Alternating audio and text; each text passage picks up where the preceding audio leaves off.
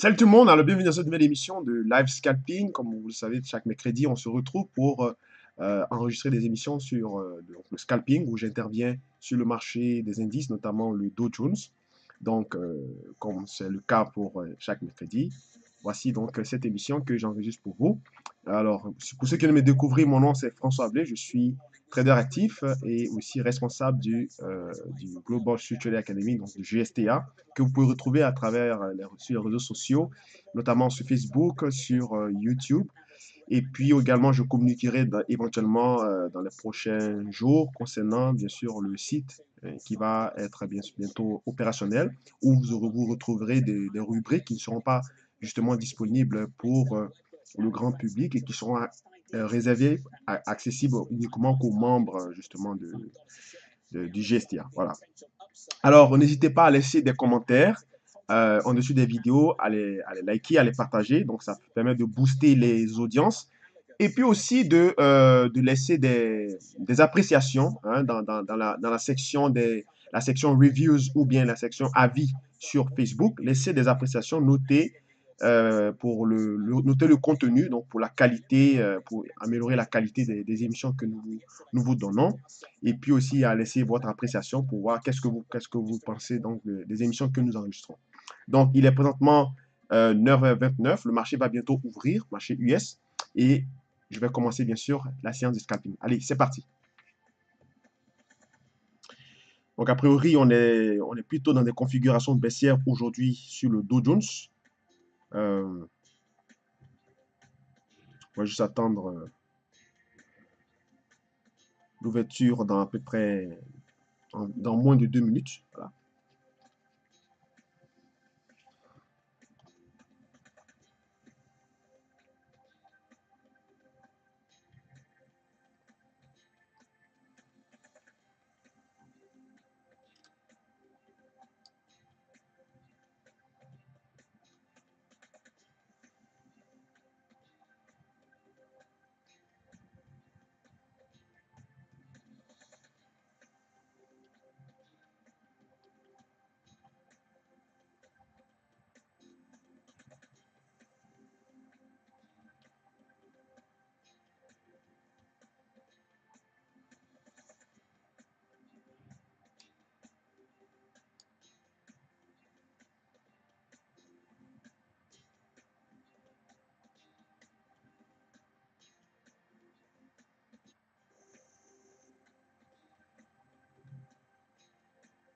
Donc là, on voit bien sûr, après l'échec sur 24 500, comme j'avais communiqué hier dans l'émission, avant-hier, pardon, dans l'émission du lundi, de faire attention sur la zone de 24 500 qui sera le point clé. On a échoué là-dessus, on a violemment baissé. On a quitté de 24 500 à 24 100. On a perdu pratiquement 400 points en 2-3 jours. Donc, a priori, on est dans, des, dans un momentum baissier sur le Dow Jones.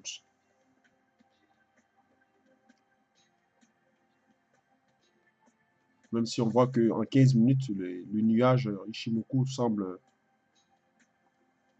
se rétrécir. Donc, ça peut annoncer certainement une période peut-être de stabilisation, de latéralisation, avant une éventuelle baisse encore. Donc, c'est parti, on vient d'ouvrir. Il est 9h30.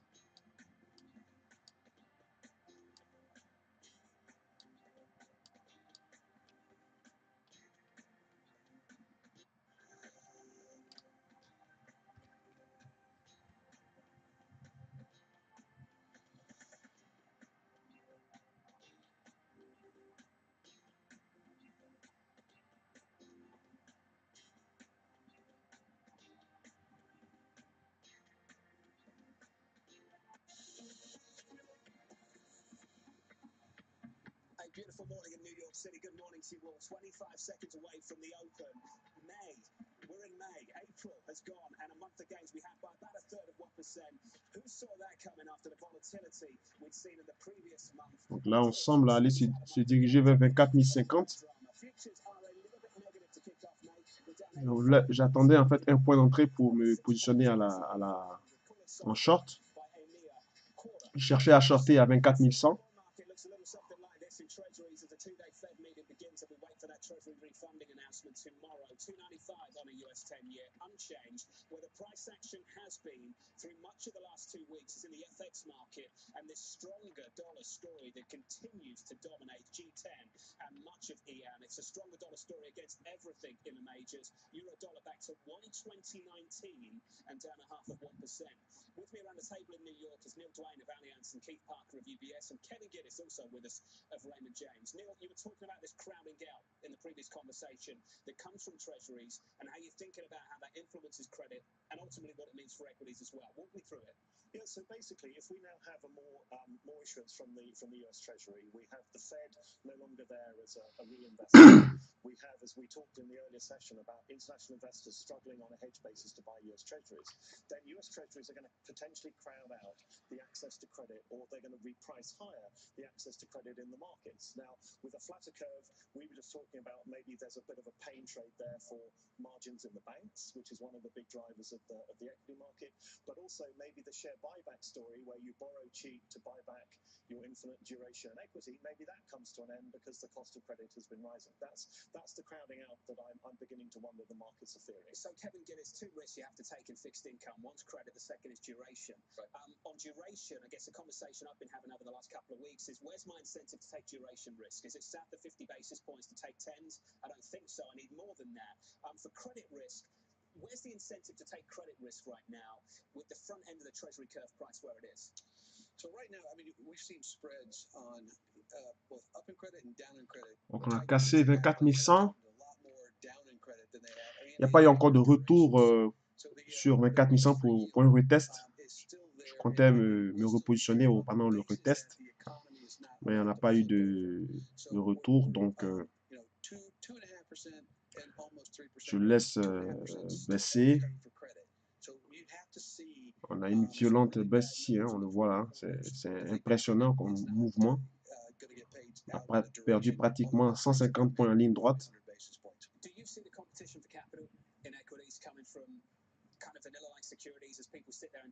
Donc on a touché le support S1, le point pivot. Yield is short duration treasuries 1 year and in.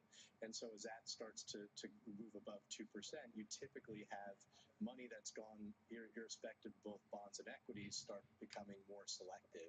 I think the discussion we're having about supply should also be thought of in relative terms. When you have a massive increase in treasuries, you haven't seen credit issuance pick up as much. What have spreads done? They've contracted. If you're thinking about that from a relative equity supply, our view is that buybacks and M&A will pick up considerably. So the supply of equities is only going to get lower as Treasury. And so if you think about relative equity risk premium, which is now high, we see room where that can tighten. Yep. Well, my concern, and I agree with the M&A boom, my concern is that corporate managements always buy at the top, they don't buy at the bottom. And they're buying it potentially whilst the cost of capital is still affordable. A lot of these deals wouldn't make sense if spreads were 250 basis points higher. So I'm nervous that the signals we're sending is that we are late cycle, the US is late cycle, Trump's fiscal and monetary policy is changing the US into a boom-bust scenario rather than what I was calling an aging gracefully scenario. So I think we could be front-loading a lot more into the current months, and the abyss is coming probably next year. I hate to cherry pick a data point, but I will. Netflix come to the market last week, upsized bond issue. Now, if they thought the equity was at the top, wouldn't they have issued equity and not debt? And when they issue that debt, why are they upsizing the offering? They're upsizing the offering because the demand is still so big in the debt market, isn't it? So I guess you could take the other side of the trade. Corporate management is still sitting there thinking that actually they get the better end of the deal when they sell this debt. Donc j'ai manqué le point d'entrée de 24 100. On n'a pas eu de retest pour que je puisse me positionner. Une des plus grandes difficultés aussi en tant qu'un scalper, c'est la patience, et comme d'ailleurs comme les traders, comme la plupart des traders. Il faut être toujours patient et concentré pour avoir son point d'entrée. C'est pas facile des fois. Parce que la patience rime avec crashing spreads like we've seen over the last 2 years. le timing. The technical factors of high yield. Much has been made about this outperformance has come from high yield. There are some technicals in there. Duration shorter now Donc, in high yield. Supply started to dry up a little bit through the front end of 2018 so far. How supportive has that picture been because of those issues? Well, I think it's real supportive. I think the problem is where if you're a corporate treasurer, where are you trying to land on the curve when the next recession comes? Obviously we're very mature, as Neil talks about, but we're not dead yet. So what is that? 2 years, 3 years, 5 years from an issuance standpoint? Yeah. Where do you want to land when rates really fall again and you do this trade one more time? And where is it? To me, it's still in the middle range, that stuffy area between 4s, 5s, and 7s at the longest point. Guys, you're going to stay with me. About 5 or 6 minutes into the session, we do move lower, only slightly, but about a third of 1%. Let's get you some movers and cross over to Julie Hyman. Jules. Well, the focus continues to be on earnings, John. Let's start with the big drug makers. Pfizer here, earnings beating estimates, sales though rising only 1%, missing estimates, and most of the weakness coming from the company's older legacy drugs. Some investors want them to do more M&A to pick up newer drugs, better in its innovation business, its newer drugs, and also its consumer health unit, which it still has not succeeded in selling. It says it's going to make a decision on that unit this year. On the other hand, we have Merck, which has been already flipping between gains and losses as we get underway this morning. Its cancer drug Keytruda surpassing its diabetes medications for the first time, and its earnings coming out ahead of estimates. It's also raising its forecast for earnings for the full year, something that Pfizer did not do. Many of the drug makers have been raising. Merck did so, Pfizer did not. Let's move on to apparel and other types of sort of luxury products here. Under Armour and Tapestry both out this morning. Now, Under Armour shares initially were rising in the wake of its ça earnings. fait 10 minutes qu'on est ensemble déjà. J'ai toujours pas pris de position. J'attends juste le bon moment. On a cassé 24 050. On attaque 24 000 piles, qui est une zone psychologique. Chiffrons. And then there's Tapestry, which of course now includes Coach, Kate Spade, and Stuart Weitzman. There are some issues at Spade and Weitzman that led those to miss estimates, and so that's what's sending. Si on échoue là-dessus, forcément il y aura un rebond. And then finally, the biggest Je pourrais profiter donc de ce rebond.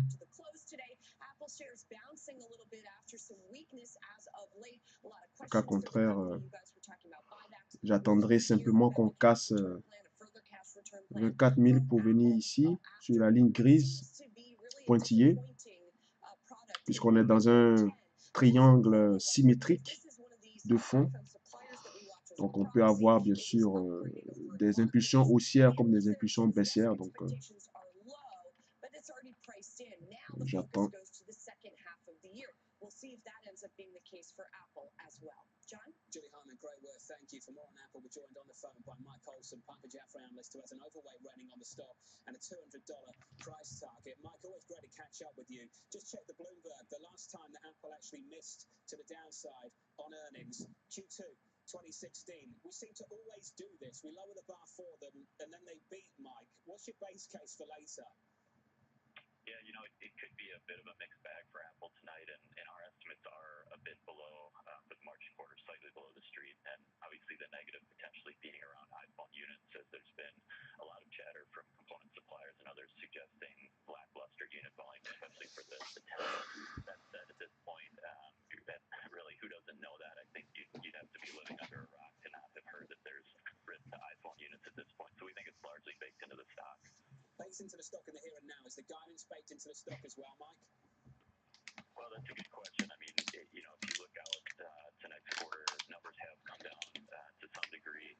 I think, again, everyone knows that lackluster unit volumes aren't just going to singularly impact the March quarter, but will have an impact on the June quarter as well. And, after earnings tonight, it wouldn't be surprising to see the stock treading water for the next few months until we get more details on what we expect will be a wider array of next-gen iPhones hitting in the fall. Mike, I guess the risk for anyone tempted to put their hand in the blender and short what has been a fantastic stock over the last few years is the capital return plan. What are you looking for from the capital return plan relative to expectations, the consensus expectations more broadly, against the community that you represent? Yeah, I think the positives from tonight could come from better services revenue, and then what you're describing in details around increased shareholders as the company works to take down its cash balance from the $163 billion of net cash to somewhere closer to zero over the next few years. And our expectations aren't really that different from kind of consensus in the sense that we expect an increase in share buybacks. Donc là, j'ai acheté le petit rebond. J'ai pas mis de fort levier dessus parce que on est pratiquement en tendance baissière. Donc, je voulais donc profiter du rebond pour pouvoir prendre une position acheteuse jusqu'ici. Mais quand on va venir bien sûr échouer sur la ligne grise, là je vais rentrer vraiment avec plus de lot. Donc c'est dans les, je suivais les phases de marché où je suis susceptible de faire plus de gains que de pertes. Ça me permet d'alléger mon risque. Puisque 24 000 euros est un niveau psychologique qui peut tenir avec un rebond. Donc voilà pourquoi je suis rentré à l'achat.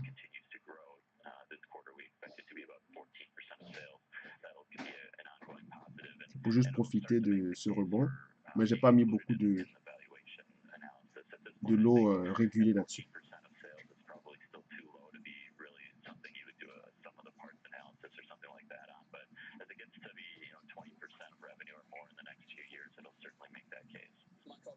Jeffrey, great to have you with us on the program. Busy afternoon for you, I'm sure, so thank you for giving us your time. Keith Parker, just to you quickly, tech, that's where the leadership's come from this bull market in the latter end of the last few years. Do you expect that to continue? I think through the course of the year, yes, that's our expectation. We do think that tech is one of the generals to lead the equity market higher. Our view in mid to late March was, coming out of a vol and VIX shock, what do investors do? They buy things that have been working and momentum. What happens when volatility subsides a bit? You get a value catch up and momentum tends to reverse, and tech is at the crosshairs of that. We've seen the big underperformance over the last month and a half, probably a better entry point for the rest of the year, and a lot now placed into that sector. And Neil, I know you take the other side of the trade, so I'll give you the opportunity. Yeah, no, I mean, I feel particularly with Apple, once the share buybacks are done, this is a consumer goods company, it's not a technology company, so let's value it, which is where it is. So I think Apple looks attractive at these levels.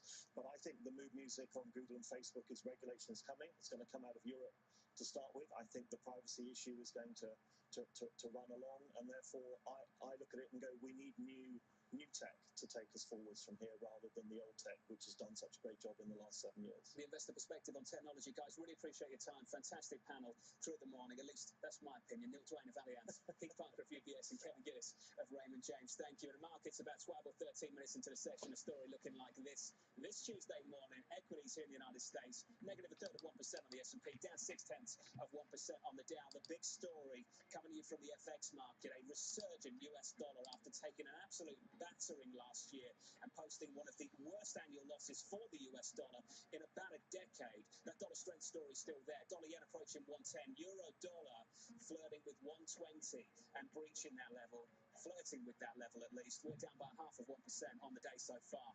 This is Bloomberg.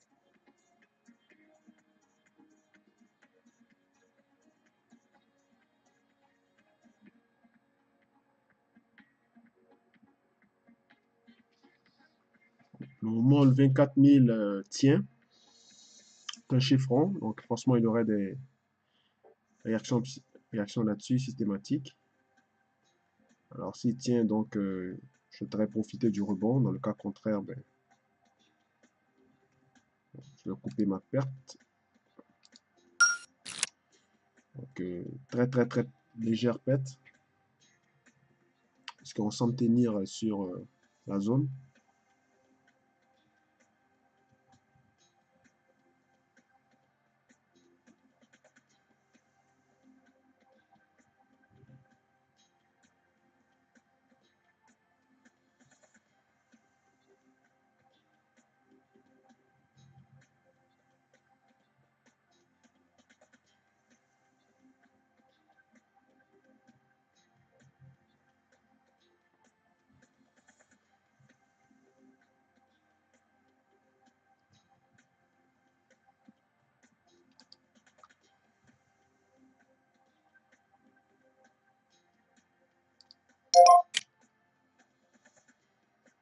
Je rentre encore en position. acheteuse.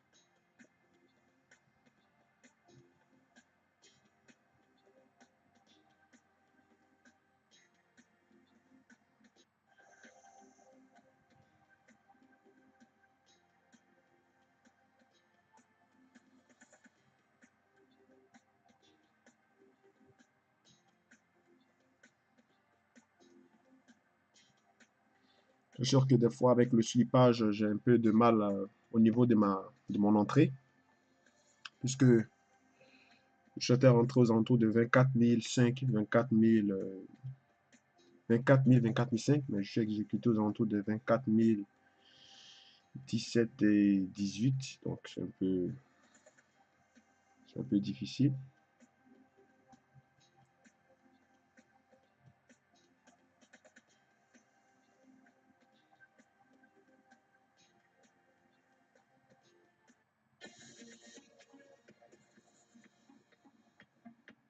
This is Bloomberg Markets, The Open. I'm Kaylee Lyons here in the Hewlett Packard Enterprise Green Room. Coming up on Bloomberg Markets, Tom Barrack, Colony Capital CEO.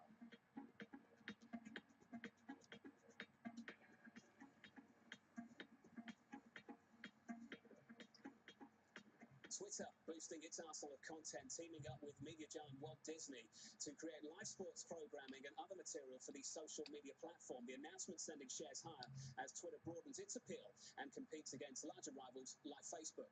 I'm really pleased to say that joining us here in New York is Matt Derella, Twitter Revenue and Content Partnerships Global Vice President. Matt, good morning to you. Hi, Jonathan. Good to be here. The man charged with making money for Twitter. So you tell me how this deal helps you do just that. Absolutely. Well, listen, last night we had a pretty incredible new front event. We announced over 30 partnerships ranging from sports, news, and entertainment. One of them, which you mentioned, was with ESPN, where they're going to actually be bringing only on Twitter programming with franchises like SportsCenter Live onto Twitter to connect with our sports fans. I think it's an incredible opportunity for them to go and grow their audience to a millennial, younger. Donc ça fait 20 minutes que nous sommes ensemble, 22 minutes plus pour être plus exact. Deux positions, une en légère, très minime perte, et puis une en cours. Donc la zone des 24 000, qui est une zone psychologique, semble tenir. Voilà pourquoi j'y crois au rebond. C'est pour ça que j'ai payé donc le dos. Normalement, mon entrée devait se faire aux alentours des 24 005, 24 000 maximum 24 010, mais j'ai été exécuté à 24 016, 24 017 à peu près. Donc, c'est un peu compliqué dans la mesure où il oscille entre 24 010 et 24 015. Donc, c'est un peu particulier. Mais c'est ça avec, bien sûr, en CFD sur le dos avec FXM, c'est un peu particulier sur le slippage et le spread. Sur le DAX, ce serait pas mal. Je crois que c'est un des meilleurs au niveau du spread sur le DAX en termes de CFD. Mais sur le dos, c'est un peu rough. Partners like ESPN or NBC Universal, who we also announced last night, a multi-year deal where they're bringing 7 brands on. It's a really powerful partnership where we bring this incredible conversation. We bring an audience that's really driving the conversation and culture and shaping the world. Mes take profits sont à 30 points. Chaque scalp, je vais chercher 30 points, ce qui n'est pas mal.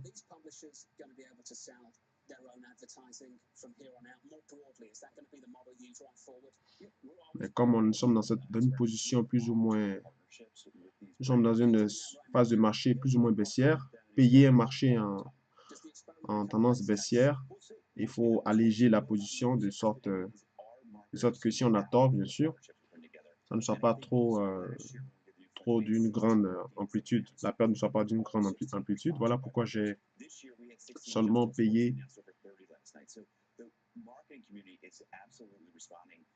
le marché à think as long as that's happening, we're going to continue to work and expand the partnership. Let's talk about the investor community. There are some doubts amongst the investor community about this kind of business Environ model that the likes of Twitter and Facebook 40 sous le point. have the advertisers been put off in any material way over the last few months with the Cambridge Donc Analytica à 30 points, c'est seulement équivalent de $12. When I talk to marketers, there's actually growing optimism about how they're going to be able to grow their business and how digital will help them do that. But you're absolutely right that there is building frustration with some of the issues that plague the media industry, particularly around brand safety, is one that I hear loud and clear. That's why we're really proud. And last night we talked about it. Twitter really gets the control of the advertising in the hands of the advertiser. So they choose which content they run next to. So they know that they can pick and choose the right content for their messages. Bloomberg reporting quite recently that Twitter sold data to the Cambridge Analytica linked researcher. Can you tell me a little bit more about that and what is happening and what has happened internally to make sure these kind of things can't happen? Yeah, I think in that situation, you have to be really clear that how Twitter data is used. When we provide data to a partner and we work with researchers, we work with university and brands, we only provide publicly available information. So anything that's personally identifiable is already public. That's fundamentally different than a lot of the other situations that I think has been reported on. That still means that you would have a responsibility, surely internally, to ensure that that data is used in a fair and decent way and not to influence outcomes that we have discussed for the last couple of years. How do you do that? Well, everything's public. You're hitting on something that's really important to us as a company. I mean, fundamentally, we believe the health of the platform is not only critical to the social impact that we make in the world, but also to our business. That's why it's a priority for the company. We're looking at how we can take a holistic approach to spam, malicious automation, and fake accounts. And we've been doing a lot of work. We've shipped, over 30 different product improvements and policy improvements over the last 16 months. And you heard Jack in the earnings call talking about how this is the number one priority for our company. So let's talk about something else that Facebook are considering, a subscription model. Could we have a subscription model at Twitter? Listen, we're really open to ideas. We get great ideas from Twitter all the time. Our users oftentimes have some of the best ideas. The users created the hashtag. You're a tech company. I imagine you're open to lots of things. Yeah. I'm wondering whether you're actually exploring that internally right now. Listen, I think what's wonderful about where we are as a company right now, seeing a really strong recovery in the business, seeing 6 quarters of sequential double-digit year-on-year growth, we're in a position now where we can actually take a much more longer-term view about all the opportunities in front of us. Where you wouldn't have to explore a subscription-based model. Like I said, Jonathan, we're open, and I would love to hear your ideas after this. We can talk about them after the interview, maybe. Let's wrap up with Jack Dorsey. I want to hear the other side of the trade because I imagine this is the only side of the trade you can give me. I speak to investors that scratch their heads and ask, how on earth does a man run 2 publicly listed companies? And no one can figure it out. So give me the other side of the trade. How does he do it? Listen, it's pretty incredible what Jack does. And the thing that people really should know is that as someone who reports to him and looking at the leadership team, you don't even know that he's running 2 companies. He's so present. He's so involved. And I think the success that you've seen in our transformation over the last 2 years proves that we're on a very, very strong path. We're very focused on the things that are drive the long-term value for our company and for our investors. That was the answer my audience and everyone else expected. Matt DeRoda at Twitter, it's great to catch up with you, sir. Really appreciate your time. Fantastic insight into the company. We should, of course, know that Bloomberg LP operating a global breaking news network on Twitter called TikTok. 22 minutes into the session, I want to run you through some of the price action very quickly. Stocks a little bit softer in the United States, down about 0.25% on the S&P 500. No big moves in the bond market, unchanged ahead of the Fed decision tomorrow and that Treasury refunding announcement. The big move, I would say, in terms of price action, coming to you from FX, a stronger dollar story. Dollar yen approaching 110, euro dollar approaching that line in the sand at 120.13. This is Bloomberg.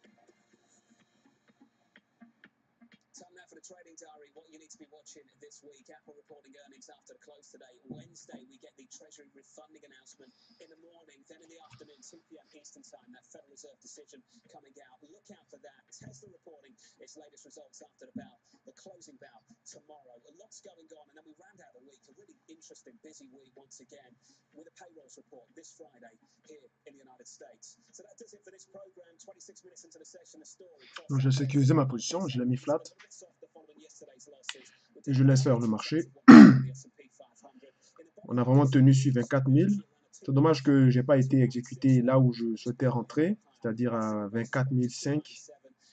J'ai été plutôt exécuté aux environs de 24 016, 24 017 à peu près. Puisqu'on le voit ici, je suis à plus 10 points quand c'est à 24 030. Donc c'est à peu près l'équivalent de 13-14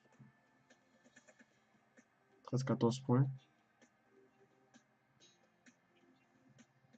Donc les spreads, le slippage et le spread sont très difficiles sur le dos avec FXCM. C'est plutôt le DAX qui est abordable.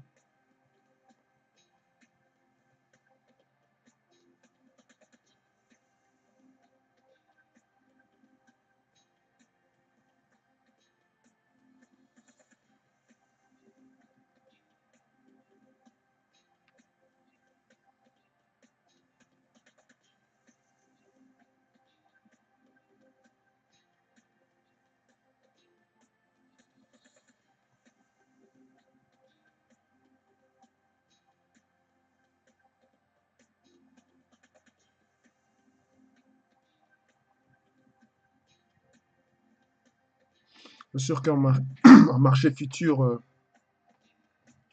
ça a été plus intéressant pour moi, de sorte que l'équivalent d'un point, c'est à peu près 2 ticks, donc j'étais déjà en positif de presque 25 ticks, qui arrivait à peu près à 12 points.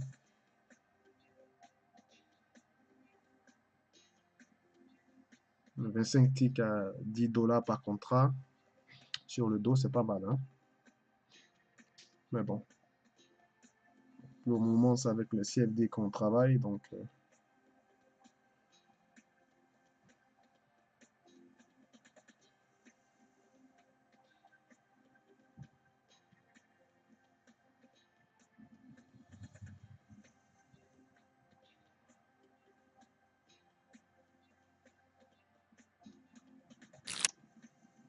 bon, j'ai été invalidé, j'ai été exécuté en flat. Donc, je vais réattendre pour me repositionner.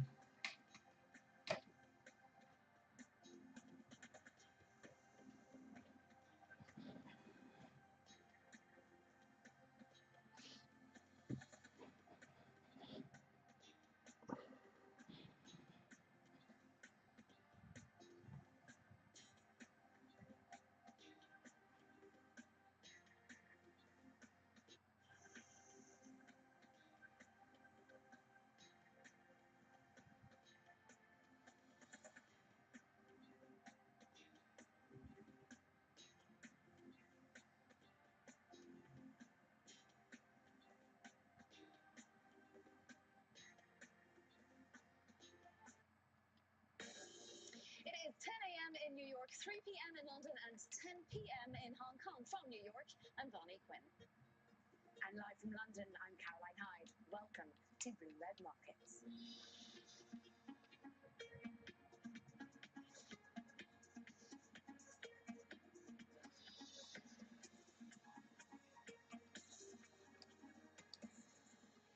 Well, it's another day of big guests from the Milken Conference in Beverly Hills. The world of transition, the theme. Remember, we'll be hearing from Commerce Secretary Wilbur Ross, Colony North Star Executive Chairman Tom Barak, Thrive Global CEO Ariana Huffington, and also Los Angeles Clippers owner Steve Ballmer. All that to come, plus lots more from the Milken Conference. But first, we have to get back to breaking economic data Julie Hyman here. Yeah, we've got the Institute for Supply Management's manufacturing index falling to a 9-month low in April, 57.3 versus the 58.5 that was estimated, and down from the 59.3 reading from March here. It looks like the measure of production was down to 57.2. That's the lowest level since November 2016. And the prices paid gauge rose. Donc, ce que je cherche, c'est que je cherche à voir si on va retester plusieurs fois à 24 000 pour pouvoir repayer 24 000 parce qu'il semble tenir. Donc, c'est ça mon plan. Je suis très attentif et concentré.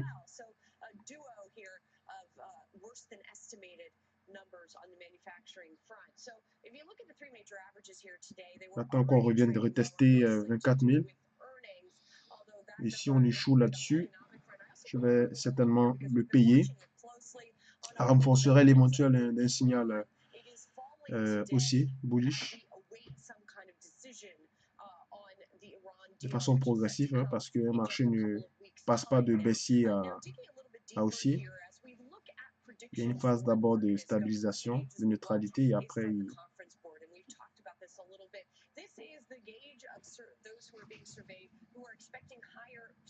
prices 12 months from now. Here's the recession, and you see it has been trending particularly higher in 2017. Now in 2018, it has been going sharply lower. So that's a number to continue to watch as a measure of consumer sentiment. Getting back to today and looking at the groups that are on the move, we just looked at oil. Energy stocks are the biggest decliners in the S&P 500, down by nearly 1%. Materials and consumer staples have also been pretty consistently weak there. In those groups, it doesn't appear to be earnings that are weighing on them. Donc là, j'ai shorté. And also, we've just been generally seeing some weakness in consumer staples as of late. Now, as for earnings, both those that have already reported and those not yet, let's take a look at some of the big tech names. Apple, of course, is the big report of the day. It is coming out after the close of trading. Apple shares have been declining going into the report. There's a lot of pessimism over the iPhone 10, that it looks like it was not a success for the company, but there are also a lot of questions about whether Apple will declare another cash return to shareholders. Now, Qorvo is one of the Apple suppliers. The shares were upgraded to Barclays this morning. The analyst there says most of the negative news surrounding the Apple cycle is already priced into Qorvo stock, and that investors will look to the second half of the year. And then finally, Akamai, a company that helps handle traffic over the web, that company coming out with earnings also raised its forecast, so those shares are trading higher. Caroline, over to you. Yeah, I've got some over to you. It's about 19 minutes to the close of trading here in Europe, Julie.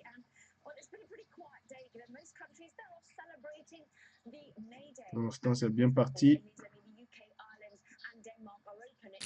Super. Donc, je viens de prendre 30 points en short.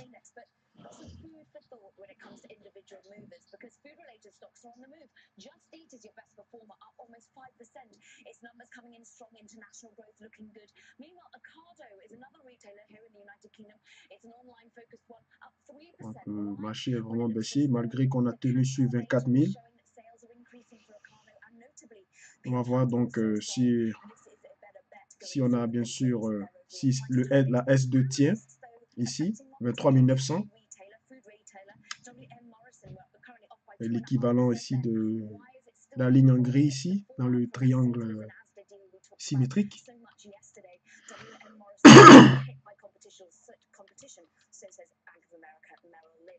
Also on the downside, not just UK retailers, but we're also looking at the effect overall of, well, the pound and UK PMI data in particular. UK PMI, this is what I'm tracking here, is the lowest growth we've seen in 17 months. This really weighing to the concerns that we saw last week flagged by UK GDP that really came in much lower than expected for the first quarter, just eking out growth. We are therefore seeing concerns once again. Ça fait déjà 40 minutes que nous sommes ensemble. Je m'apprête à prendre ma dernière position de la journée, de ma séance. January when it comes to the Great British Pound. We're trading lower. Concerns continue about how the UK government is going to iron out all those considerations about any sort of trading agreement they come to with the EU. A customs issue is what is currently being battled out by the UK leaders. The British pound is lower on the back of that data, and of course, it's lower because we're not baking in any sort of rate rise come May. Let's have a little look at the all-favourite WIRP function. This, of course, is where you see your implied probability for overall interest rates. And, well, look at this, a high probability for May. Well, it's come all the way down to just 17%. Bonnie, we were seeing this up in the heady heights of almost 80 or 90% earlier this month. You can see where it tracked over on this white graph. So clearly, not much action expected from the BOE, Bonnie. Well, isn't it amazing how things change? Similarly with Apple, because that's the main event of tech earnings season. It's coming after the bell today. Concerns over the La performance S3 est bien loin. Je ne sais pas si on ira jusque-là, mais bon. En tous les cas, il ne sera pas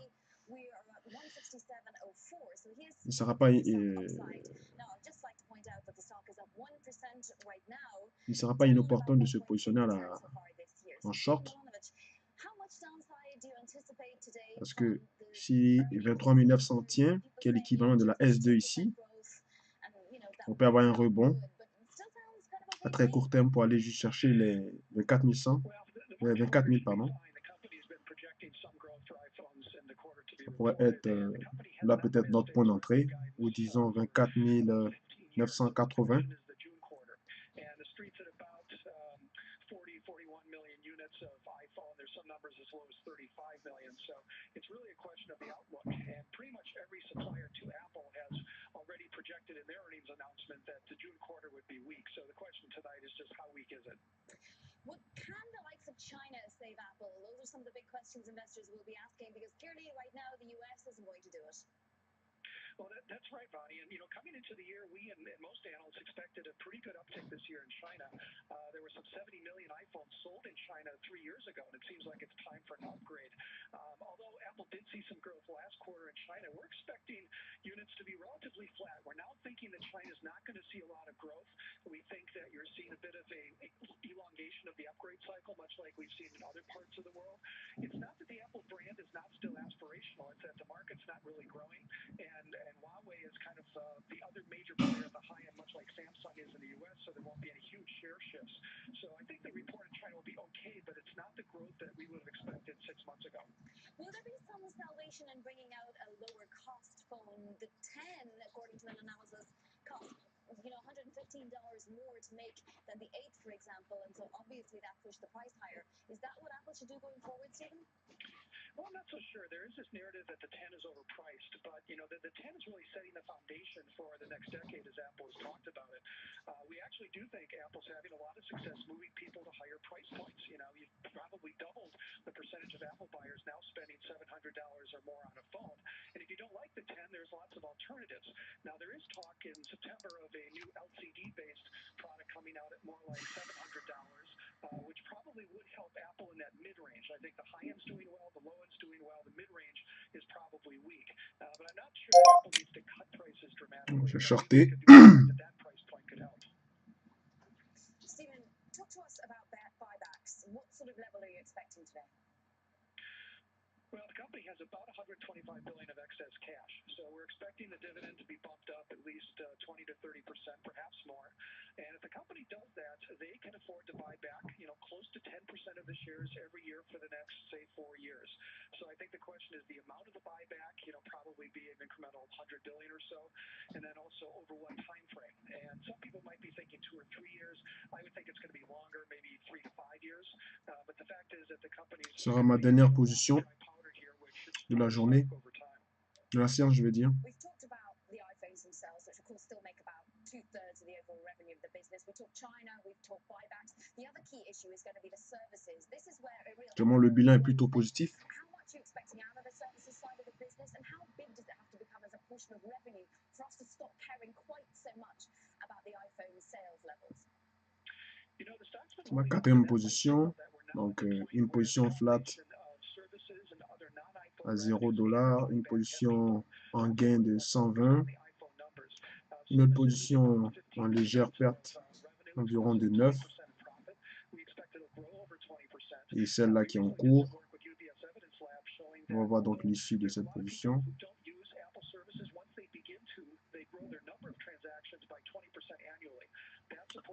Je vais chercher bien sûr la S2, donc le support ici qui est l'équivalent de 23 900. Arrivé là, je sors parce que le niveau après où il y a la S3, c'est bien loin. Pratiquement, il y a 300 points qui séparent, donc c'est pratiquement sûr, ou plus ou moins, il y a plus de chances que le marché se stabilise là et ou se retourne un peu. Donc, je vais bien sûr profiter de sa baisse pour engranger quelques points.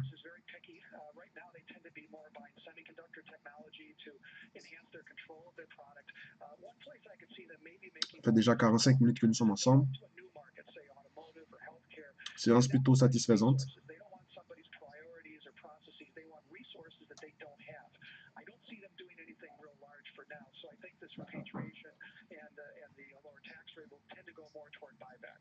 Stephen, thank you for your time today. Much appreciated. Of course, that earnings coming after the bell today, Apple up about 1%. Now that's Stephen Milanovich, analyst at UBS. Let's check in on the first word news. Here's Taylor Reid. Bonnie, the European Union doesn't like President Trump's decision to temporarily delay imposing. Bon, j'ai été exécuté en perte. Donc, je vais m'arrêter là. Alors, voilà, ce fait une séance, disons, moyenne. Hein, moyenne. Je finis la session en gain de plus de 30 $. C'est pas bien grave. Donc, je vais m'arrêter là pour aujourd'hui. Donc, je crois que vous avez apprécié. Si c'est le cas, n'hésitez pas à laisser des commentaires, à partager, à la liker, à laisser une note aussi dans la section avis, comme j'ai dit, dans Facebook, pour bien sûr avoir une saine appréciation de votre part sur les émissions, le contenu qu'on met à votre disposition. Donc, je suis très content d'avoir présenté cette émission et je vous retrouve après dans les prochaines émissions. Merci encore et au revoir.